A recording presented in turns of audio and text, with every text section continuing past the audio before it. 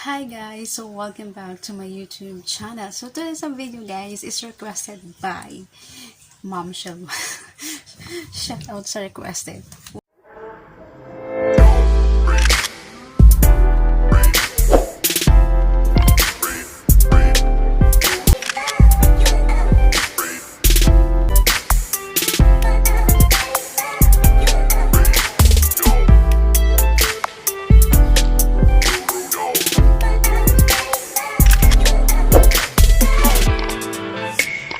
Well, ayun na nga guys.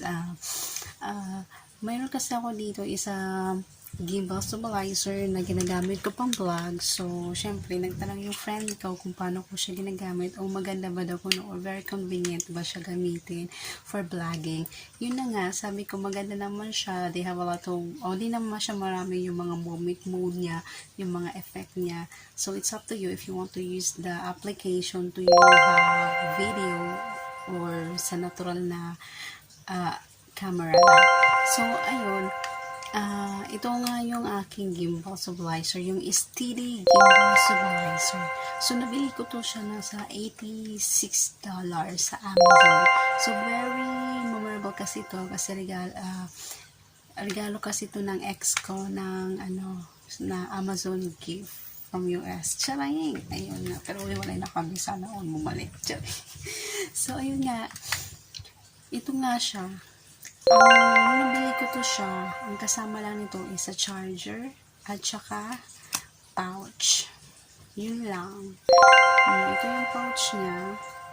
And ito. And charger. Yun lang ang kanyang kasama sa isang box. Maganda yung box. Ayan yung box niya. Check. Yung ganyan ni tsura niya. So, ayun nga. So, kwento ko sa inyo kung paano ko siya ginagamit at paano nagkaiba at yung mga different nung wala kang steady gimbal stabilizer at saka yung meron kang steady gimbal stabilizer. So, syempre, malaki naman po talagang pinagkaiba ng may stabilizer ka at saka yung wala. Pero ngayong panahon na to, mayroon na po kasi mga cellphone na may stabilizer. Okay? Like an iPhone, mayroon na siya stabilizer. Pero sabi ang Huawei mayroon din. At saka yung Samsung. Yun. S22 ata. Yung ganon. Pero wala tayo kasing enough money to buy yung mga ganyan. So, mga nasa 3,000, mga 2,500, 2,300, mga 3,000, mga ganun, makabili ka na ganito na. So, ano nga ba ang brand ng ang aking steady gimbal stabilizer? So, well, ang aking brand ng aking steady gimbal stabilizer ay Hohe. So, ayan. Paano ba, ang tanong naman dito is, paano ba mag-activate ng steady gimbal stabilizer sa Bluetooth ng iyong phone? So, madali lang yan. Ipapakita ko sa inyo, okay? So, ang pag-usapan po naman natin kung ano ang pinagkaiba ng wala kang steady gimbal stabilizer at saka yung meron. Ito yung video ng walang stabilizer, okay? Nakikita nyo naman po, yung video niya is nagaganong-ganon siya, nag-shake, parang yung kamay ganun, nag-shaking po siya talaga, na pag tumakbo ka, siya talaga mararamdaman mo talaga yung video na ganon. Pero pag wala ka namang, kung pag meron ka namang stabilizer, ganito ang itsura. Yan ang itsura niya, diba? Steady lang siya. Kahit maglakad ka maghapon, yung video mo ganon-ganon lang siya. Yung ba, ang saya. O, ganun ang itsura ng video. Maganda siya. Parang smooth na siya tingnan. Hindi siya magalaw. So, ayun ang pinagkaiba ng walang stabilizer at merong stabilizer. So, nakikita niyo naman yung different niya, diba? So, yung mga Android naman natin is wala naman talaga stabilizer yun. So, kailangan talaga natin bumili ng stabilizer para sa ating pag-vlog, kung nag-vlog ka, diba? So, ako naman kasi nag-vlog ako, tsaka naiinis ako sa video ko noon, nag-shake siya. So, I decided to buy a gimbal, but it's not my money. Yes, it's not my money. Kasi kung ako lang, kung pera ko, hindi ko kaya ang bumili kasi masyado akong kuripot sa sarili ko. So, I'm just thankful na may ex akong nauto na binigyan ako ng Amazon ticket. So nga, may ba tayo? So ayun nga, pag-usapan na natin yung activation ng ating steady gimbal stabilizer. Ipapakita ko na lang po yung video kasi nahirapan akong explain at saka wala akong photographer o wala akong videographer na kukuha na focus. Mahirap kasi pag ikaw lang ang gagawa. Oh, so, okay, makikita nyo naman kung paano mag-activate, diba? So, syempre, pag mag-activate ka, guys, ganito lang. Makikita nyo naman yung video. Ayan po yung video. So, open. Ayan, oh. Kailangan siya mag-green. Okay, lobat pala siya. Sorry. Kapag mag-green na to, so, nakakonect na yung stabilizer mo sa phone mo, sa Bluetooth mo. Okay? Pagkatapos nun, pagka-open mo ng Bluetooth, then click, punta ka na sa application mismo ng Hohem. At ito na po ang video. Pasok. Ganyan lang, diba? Ang galing. Unfold the gimbal and tighten thumb screw. Make sure to unlock 3 motor buckles. Keep phone mounted in the middle So, ayan. and close to the rubber pad. Kung paano siya. Turn on the gimbal. Siya activate. Turn on the phone Bluetooth and connect to the app. The stabilizer will operate normally after completing the activation steps. So, ganyan lang po kadali. Ingay, ang grabe ko naman. Wala na akong masabi. Basta ganyan lang po siya kadali. Paano siya i-activate ng ating phone sa Bluetooth.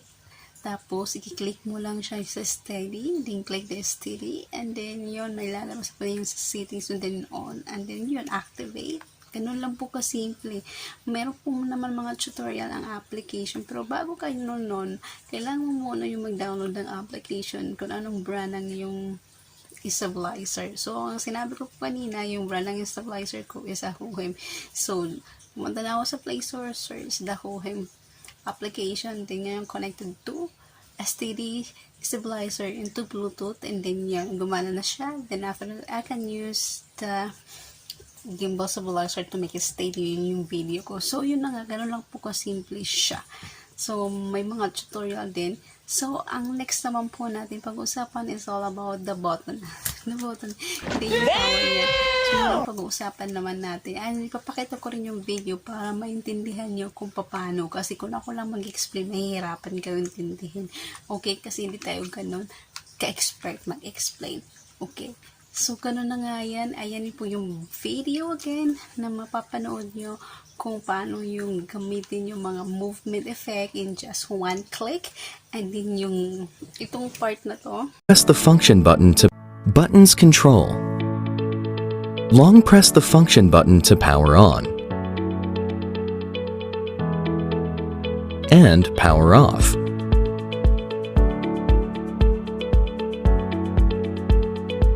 Single press to switch the landscape and portrait modes.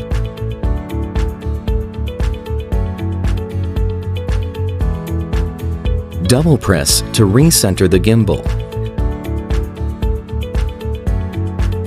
The joystick is used for controlling the camera direction.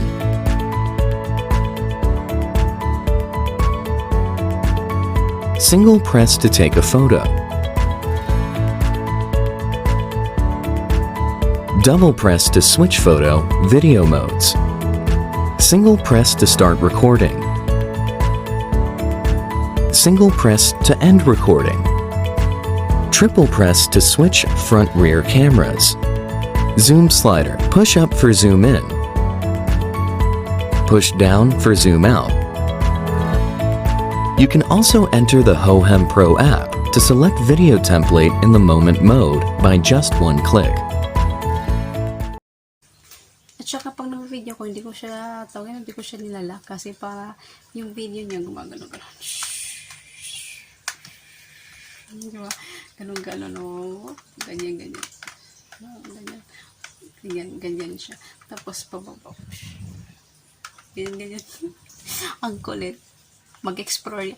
Masarap mag-explore pag may ganitong ka. Ganyan. So, ayan. So, yun lang ang ating tutorial sa ating steady gimbal stabilizer. So, sana nasayahan ka. So, hanggang dito na lang. If you like this video, just give me thumbs up and subscribe. And don't forget to hit the bell button kung bago ka sa aking channel. So, maraming salamat po sa inyong lahat. Sa lahat po nanonood na nag-clickbait po sa aking video. Sabi nga, may kasabihan nga po tayo, wala mang kwentang ating video, pero kumikita naman tayo. Hanggang dito na lang guys. So, bye!